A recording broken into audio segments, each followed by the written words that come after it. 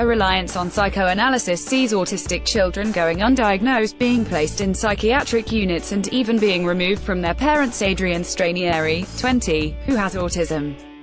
His mother Catherine Chavy, left, had to fight to keep him out of institutions. Photograph, Ed Alcock for The Guardian. Like thousands of French children whose parents believed they have autism, Rachel's 6-year-old son had been placed by the state in a psychiatric hospital day unit. The team there, of the School of Post-Freudian Psychoanalysis, did not give a clear-cut diagnosis. Rachel, who lived in a small village outside the Alpine city of Grenoble, said she would go elsewhere to assess all 3 of her children. But the hospital called social services, who threatened to take the children away from her.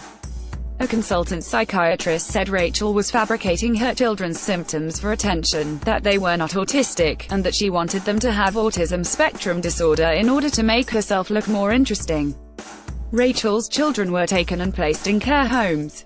The children were subsequently diagnosed with autism and other issues, proving Rachel right. But despite a high-profile court battle in which parents' groups denounced the prehistoric vision of autism in France, Rachel, who herself has Asperger syndrome, has still not won back custody of her children 2 years later. They remain in care with limited visiting rights. Local authorities insist the decision was correct. If I hadn't have done this on my own, I think he would be in an adult psychiatric hospital, tied up, on medication. Catherine Chavy, I'm condemned to stand by powerless at the loss of my family, she wrote after the latest visit to her at Christmas, fearing her children had regressed in care. I'm destroyed. My children are destroyed. The Rachel affair, entering another courtroom appeal battle this summer, has become a symbol of what parents' groups call the state scandal of the treatment of autistic children in France. Crisis is so acute that the centrist French President Emmanuel Macron has deemed it an urgent, civilizational challenge, promising a new autism action plan to be announced within weeks. The United Nations stated in its most recent report that autistic children in France continue to be subjected to widespread violations of their rights. The French state has been forced to pay hundreds of thousands of euros in damages to families for inadequate care of autistic children in recent years. The UN found that the majority of children with autism do not have access to mainstream education, and many are still offered inefficient psychoanalytical therapies, over-medication and placement in psychiatric hospitals and institutions. Parents who oppose the institutionalization of their children are intimidated and threatened and, in some cases, lose custody of their children. Autism associations in France complain that autistic adults are shut away in hospitals, children face a lack of diagnosis, and there is a persistence with a post-Freudian psychoanalytic approach that focuses not on education but on the autistic child's unconscious feelings towards the mother. A 2005 law guarantees every child the right to education in a mainstream school, but the Council of Europe has condemned France for not respecting it. Pressure groups estimate that only 20% of autistic children are in school, compared with 70% in England. France is 50 years behind on autism, said Sophie Janois, Rachel's lawyer. Her book, The Autist's Cause, published this month, sets out to raise the alarm on the abuses of autistic people's legal rights. Parents are told, forget your child, grieve for your child, and accept the fact that they will be put in an institution. Underlying this is a cultural problem in France, Janois says. France is the last bastion of psychoanalysis. In neighboring countries, methods in education and behavioral therapies are the norm, and psychoanalysis was abandoned a long time ago. In France, psychoanalysis continues to be applied to autistic children and taught in universities. She said parents were forced to fight a constant administrative battle for their children's rights. There are suicides of parents of autistic children, at least 5 in the last couple of years.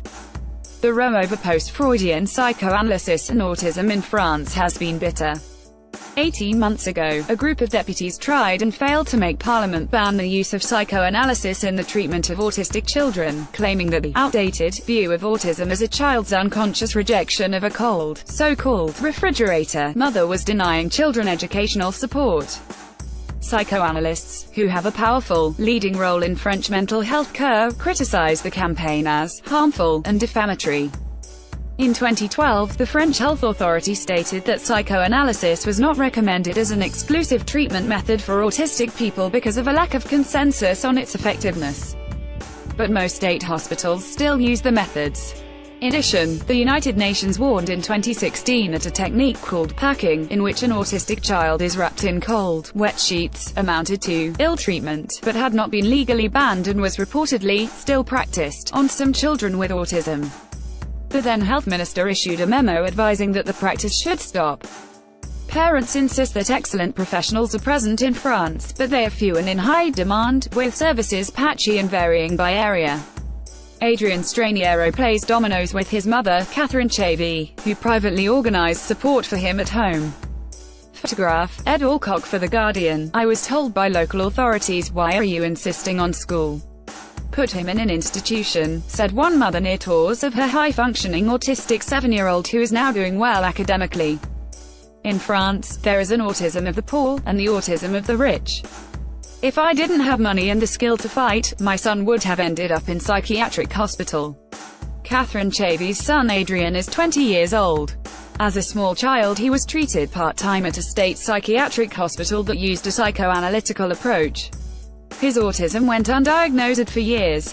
Chavy fought for a diagnosis and entry to primary school, later finding a center that used educational and behavioral methods, where Adrian flourished. When he reached 15, there were no provisions at all. She privately organized permanent support for him at home. He cooks, does sport, goes to his grandma's for lunch. He has a lovely life, going out every day. If I hadn't have done this on my own, I think he would be in an adult psychiatric hospital, tied up, on medication, she said. The situation in France is a health and education scandal. Pascal Millot set up an association for parents of autistic children in Corsica. She has a 14-year-old son, also called Adrian, with high-functioning autism and dyspraxia. The state put him in a psychiatric hospital day unit for years, but Millot didn't get a diagnosis until he was 9. Adrian is academically strong, but she has had to fight for his right, as someone with dyspraxia, to do all schoolwork on a computer, taking on the training and support herself, never sure whether, from one month to the next, lack of support in the education system will mean his studies are cut short.